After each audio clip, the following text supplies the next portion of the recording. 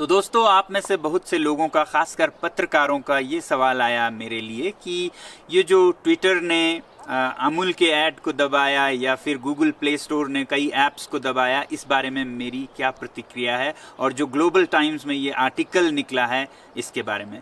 तो सबसे पहले तो मैं ये कहूँगा कि अगर ट्विटर ने अमूल के इस ऐड को दबा दिया, फिर बाद में बहाल भी किया, या फिर गूगल प्ले स्टोर ने हमारे कुछ ऐप्स को हटा दिया जो कि चीन के प्रति संवेदनशील था उनके नज़र में, तो ये बहुत अच्छी खबर है। इसका ये मतलब है कि हमारी जो दवा है वो असर कर रही है। आप लोग जो इतने बड़े संख्या में अपने ऐप्स अनइंस्टॉल कर रहे हैं, सामान को बहिष्कार करने का कॉल दे रहे हैं पूरे देश में, जो कि इस सर्वे में जिसमें न्यूज़ 18 कहती है कि 91%, 91% भारतीय चीन के सामान को बॉयकॉट करना चाहती है।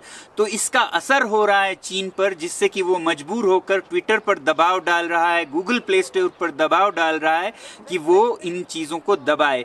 तो ये इसका एक ही मतलब मैं समझता हूँ कि हमारी दवा का असर कर रहा है। तो लगे रहिए, आप का काम बहुत आगे तक जा रहा है। जहां तक ग्लोबल टाइम्स के इस लेख की बात है, तो फिर मैं यही कहूंगा कि इसका भी अर्थ यही है कि उन पर हमारे इस बॉयकॉट का असर हो रहा है, वरना ग्लोबल टाइम्स किसी भी ऐरे गैरे बातों पर तो टिप्पणी नहीं करेगी।